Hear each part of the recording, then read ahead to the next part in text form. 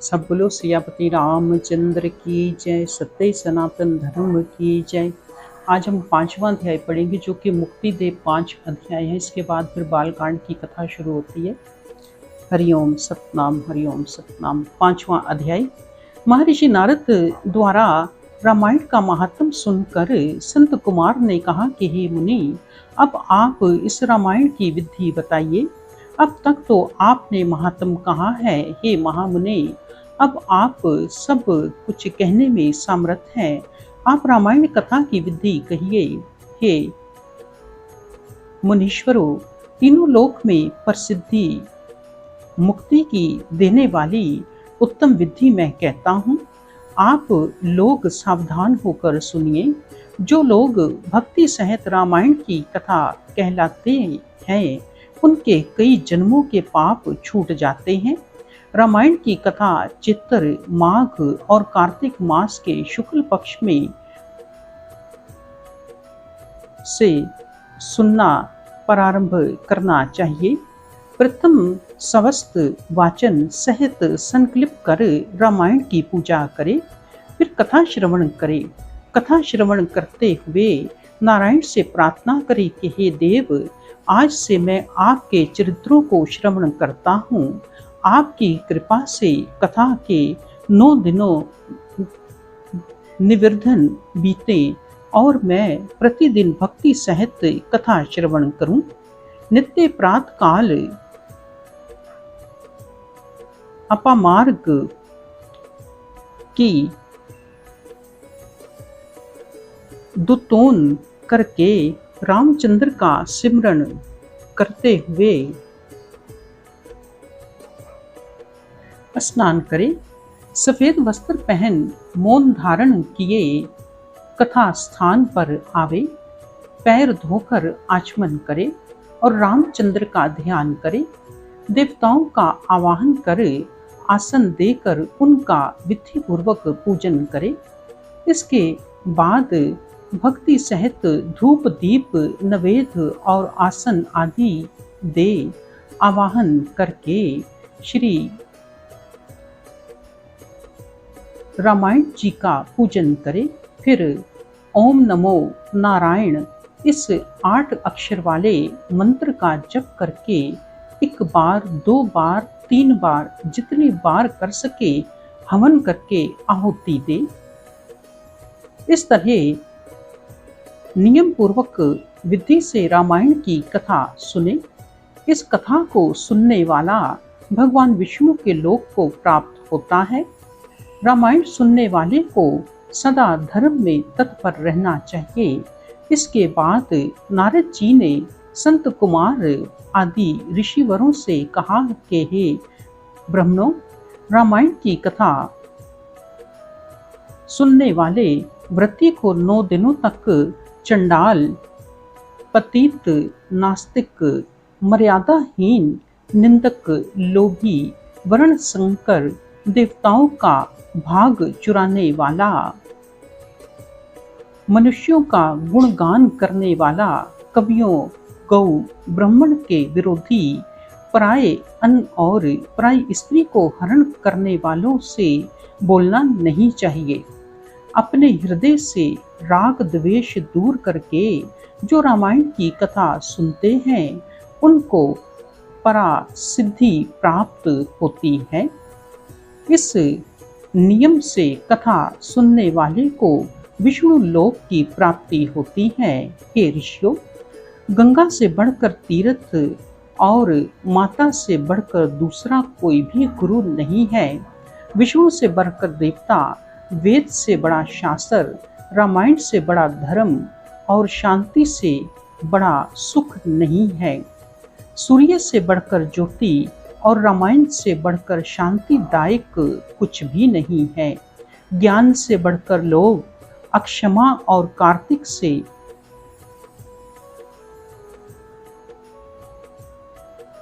कीर्ति से बढ़कर धन नहीं है और रामायण से बढ़कर कुछ भी नहीं है। इस पवित्र कथा को सुनने से बुरे स्वप्न को देखने का जो दोष होता है वो नष्ट हो जाता है। जो मनुष्य श्रद्धा के साथ एक अध्याय अथवा उसका आधा भी कहता है, सुनता है, तो वो सब पापों से मुक्त हो जाता है। 9 दिनों तक रामायण की कथा सुनने के बाद कथा कहने वाले ब्राह्मणों को दक्षिणा रामायण की पुस्तक, वस्त्र, आभूषण आदि देना चाहिए। ऐसा करने वाला विष्णु लोक में जाकर फिर नहीं आता। हे ब्राह्मण, अब मैं रामायण सुनने वाले के का फल कहता हूँ, सुनिए। ये कथा शुक्ल पक्ष की पंचमी के दिन से प्रारंभ करनी चाहिए। पहले दिन सुनने से सब पाप नष्ट हो जाते हैं। दूसरे दिन नियम पूर्वक सुनने से पुंडरीक यज्ञ करने का फल होता है। हे महर्षि, चौथे दिन सुनने से 8 अग्निहोत्र यज्ञ का फल की प्राप्ति होती है। तीसरे दिन सुनने से अश्वमेध यज्ञ के फल की प्राप्ति होती है।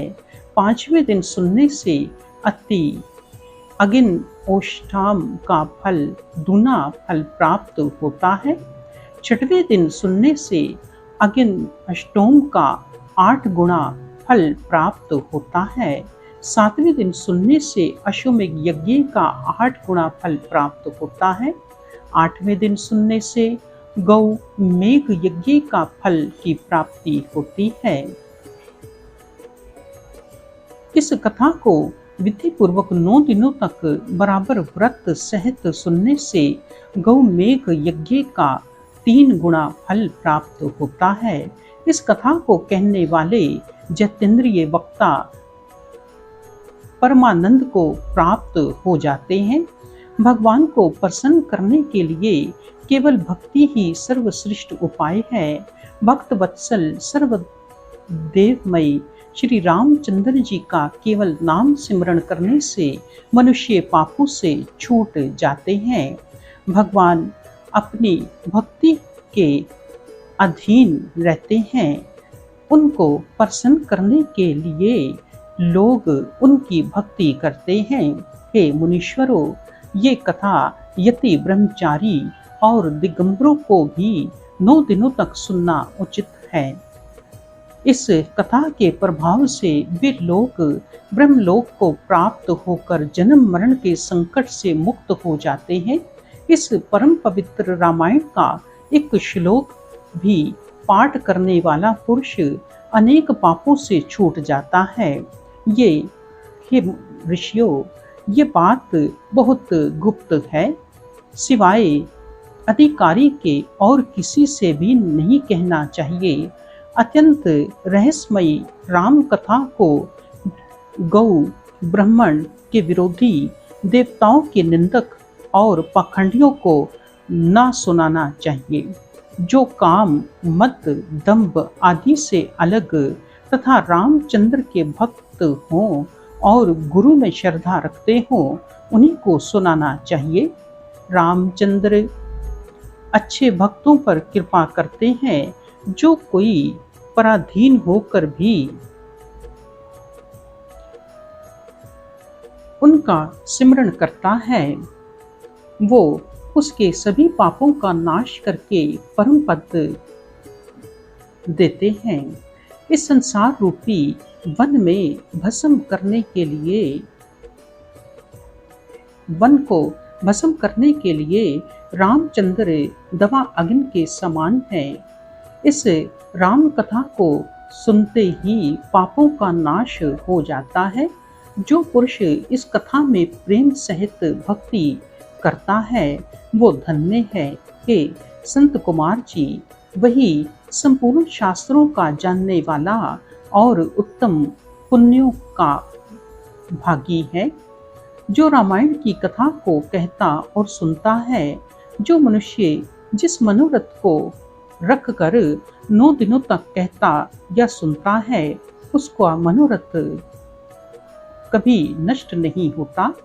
जो लोग इस अमृत तुल्य कथा को सुनते हैं, वे ही इस घोर कली काल में करते होते हैं। जिस ब्राह्मण के घर में देवताओं की पूजा और रामायण की कथा होती है, वो ब्राह्मण कलयुग में देवताओं के समान पूजनीय हैं। हे ऋषिवरों, जो लोग इस रामायण की कथा को निवाह पारायण करते और सुनते हैं, उनको मेरा नित्य नमस्कार है। इतनी कथा कहने के बाद नारद जी ने कहा कि हे ब्राह्मणों, एक मात्र राम का नाम ही सत्य है और सब असत्य है। रामचंद्र, राम नाम ही हमारा जीवन है। कलियुग मनुष्यों के लिए इस नाम के अतिरिक्त और दूसरी कोई भी गति नहीं है। पुष्कर तीर्थ में शौनक आदि ऋषियों के समाज में इस कथा को कहते हुए सूत जी ने कहा कि हे ब्राह्मणों, इस तरह देव ऋषि नारद ने सनकादिकों को रामायण का महात्म्य सुनाकर शांति प्राप्त की। इस कथा को सुनने वाले प्राणी विष्णु लोक को प्राप्त होकर जन्म मरण से छूट जाते हैं। उस घोर कली काल में लोग रामायण से प्रेम कर पापों से छूट जाते और मुक्ति को प्राप्त करते हैं। कलयुग के पापों से उत्पन्न कष्टों को नाश करने वाली रामायण की कथा 9 दिनों में सुनना चाहिए। कथा सुनने के बाद कथा कहने वाले की जो कोई पूजा करता है, उसके ऊपर लक्ष्मी के साथ भगवान विष्णु प्रसन्न होते हैं। जो लोग कथा कहने वाले ब्राह्मणों को गौ, वस्त्र, स्वर्ण, रामायण की पुस्तक और पात्र आदि देते हैं, उनके घर में भूत और बेताल आदि का भय नहीं रहता। उनके यहाँ चोर और अगिन का भय नहीं रहता और सदा लक्ष्मी का निवास रहता है। अनेक जन्मों के पापों से छूटकर अंत में वो 7 कुल के सहित भक्ति को प्राप्त होते हैं। हे मुनियों, जिस विधान को नारद जी ने संत कुमार के पूछने पर कहा था, उसी को हमने आप लोगों को सुनाया है। इस रामायण में वेदों का सार है। इसमें ये सब पापों को नाश करने वाली कथा है। ये कथा पुण्य और यज्ञों के फल को देने वाली है। इसका एक या आधा श्लोक भी पढ़ने से पाप छूट जाते हैं। ये रामचंद्र की कथा राम को ही अर्पण की हुई है।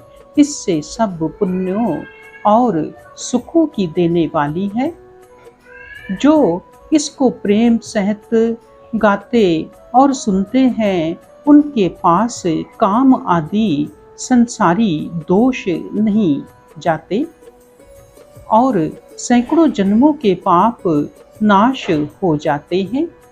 अंत में अपने हजारों कुल सहित वैकुंठ में वास करते हैं।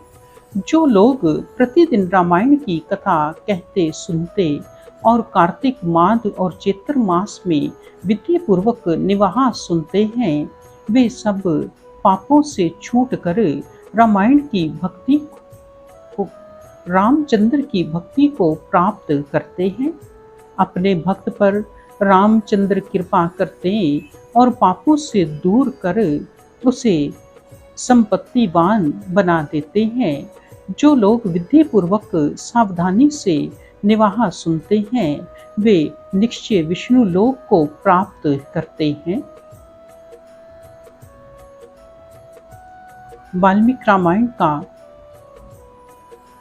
5वां अध्याय समाप्त हुआ। बोलो सियापति रामचंद्र की जय। बोल सत्य सनातन धर्म की जय। समस्त गुरुजनों की जय। 88,000 ऋषि मुनियों की जय। महर्षि वाल्मीकि भगवान की जय।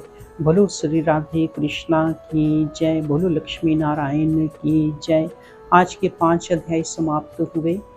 धन्यवाद जी। जय श्री राम।